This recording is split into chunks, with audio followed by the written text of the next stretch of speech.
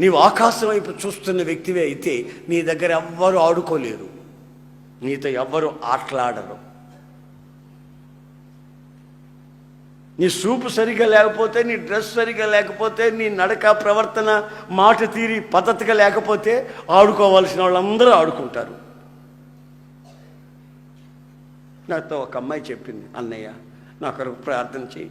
2 నెలల నుంచి అన్నయ్య ఒక అబ్బాయి నన్ను ఎంబడిస్తున్నాడు అన్నయ్య, ఎంబడిస్తున్నాడు అన్నయ్య, ప్రార్థన చేయాలి. 2 నెలల నుంచి. చూశారండి,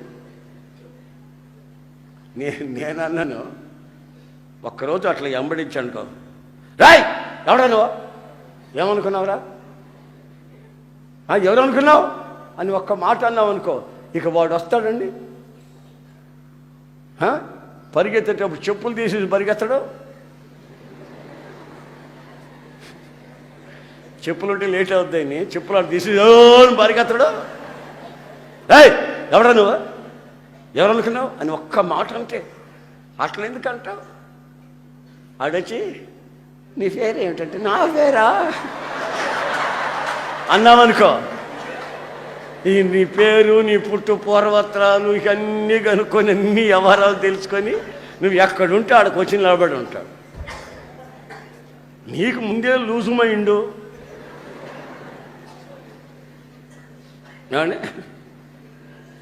నేను నా 17 ఏళ్ళప్పుడు ఈ యాత్ర ప్రారంభించాను కదా. ఈ యాత్ర 17 ఏళ్ళప్పుడు ప్రారంభించాను. ఇప్పుడు నాకు 60 సంవత్సరాలు.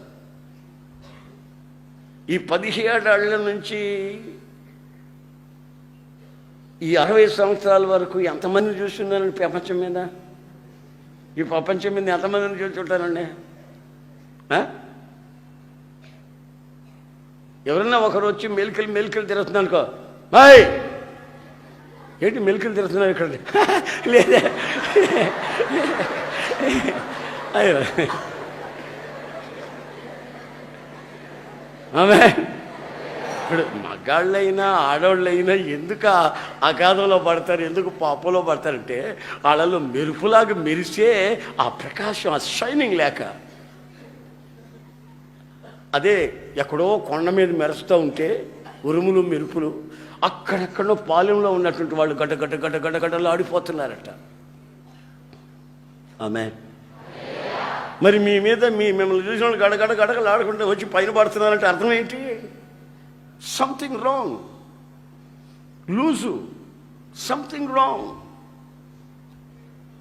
అనవసరంగా నీకు ఫోన్లు చేస్తున్నారంటే అర్థం ఏంటి? నీ లూజు మైండ్ బట్టి.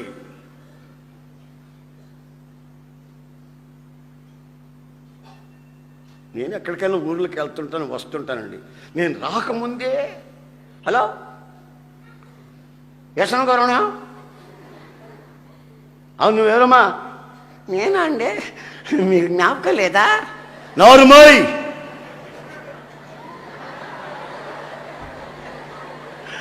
ఎప్పుడు ఆ మాట్లాడతాను టక్ టెలిఫోన్ టక్, ఇక పొరపాటును కూడా రింగు చేయదు.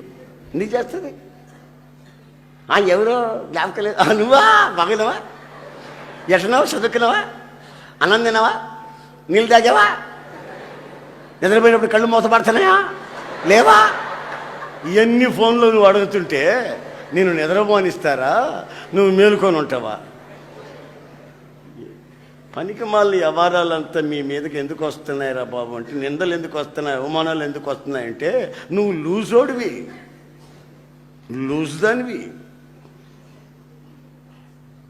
నువ్వు ఉండాల్సిన స్థితి, నీ ఫ్యూచర్ ఏమిటి? ఇప్పుడే కదా మొలకెత్తింది నీ వ్యక్తిత్వంలో. నీ జీవితం ఏమవుతుంది అని ఆలోచించకుండా మొలకెత్తిన వెంటనే గోరుతు గిల్లేసేసుకుంటే ఎండిపోద్ది, శాపంగా మారిపోద్ది. తగలబడిపోతే ఎలాగా? జీవితంలో ఎంతో మనం సుఖపడవలసింది, నెమ్మదిగా జీవించవలసింది, ఇతరులకు ఆదర్శంగా మార్చబడవలసింది, ఇతరుల్ని ప్రభువులోకి నడిపించవలసింది. మనం ఆరాధించే దేవుడు పరిశుద్ధుడు.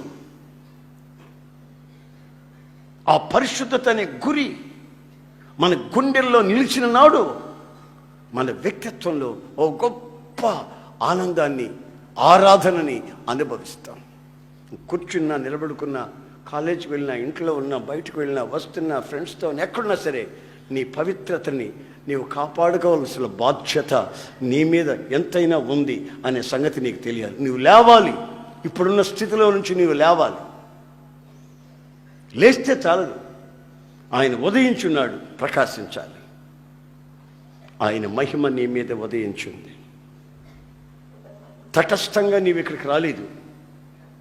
నీవు ఇక్కడికి రావడం the God's plan, free planning, దేవుని యొక్క అనాది తీర్మానం. నీవు ఇక్కడికి రావడం ఏదో వాళ్ళు చెప్పారు, వీళ్ళు చెప్పారు, అలాగే వచ్చాను అనుకోవద్దు.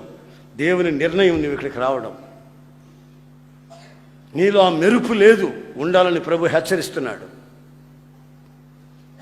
అన్ని చెట్లతో ఆడుకున్నట్టు ఈత చెట్టు దగ్గర ఎవరు ఆడుకోలేరు. కారణం అది కొమ్మలు లేవు, పైకి చూస్తూ ఉంది.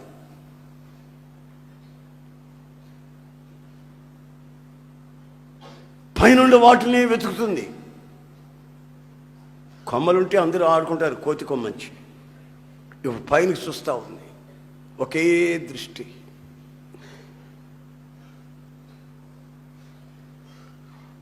ఆ చెట్టు విషయంలో మీరు గమనించి చూడండి. చెట్టు లోపల ఆ గుజ్జు సాఫ్ట్గా ఉంటుంది, కానీ పైన మాత్రం మహా రఫ్గా అనిపిస్తుంది.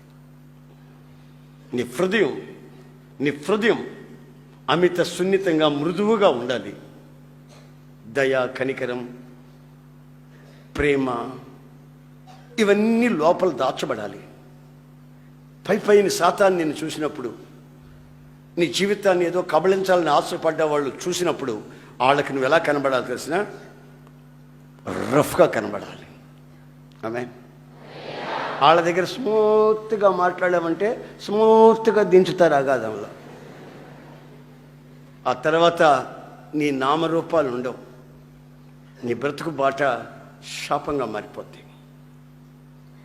గనుక నీవు నీ వ్యక్తిత్వాన్ని జాగ్రత్తగా కాపాడుకోవలసిన అవసరం ఉంది అనే సంగతి నువ్వు గుర్తుంచుకోవాలి. ఆమేన్. ఎలా ఉండాలి నీవు? చెప్పండి, ఇప్పుడు చెప్పండి. ఎలా ఉండాలి?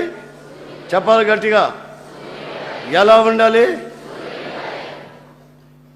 రెండవది, మూడవది, నాలుగవది. ఆమేన్. థండర్. నువ్వు అడుగు పెట్టిన ప్రతి చోట మెరుపు, ఉరిమినట్లు. ఎవరన్నా ఒకరు వెనుక అని చూసావనుక, ఇక నవరం నాయన ఇలాంటి మనిషికి అది మనిషే. అమ్మో అదేం సూపర్ బాబు, ఇలాంటి మనిషిలాగా లేడీడో, అదేంటి అంత సీరియస్గా చూస్తాడు వీడు అని ఇక ఈ కోతేశాలు ఉండవు. Amen. Praise the Lord. Hallelujah.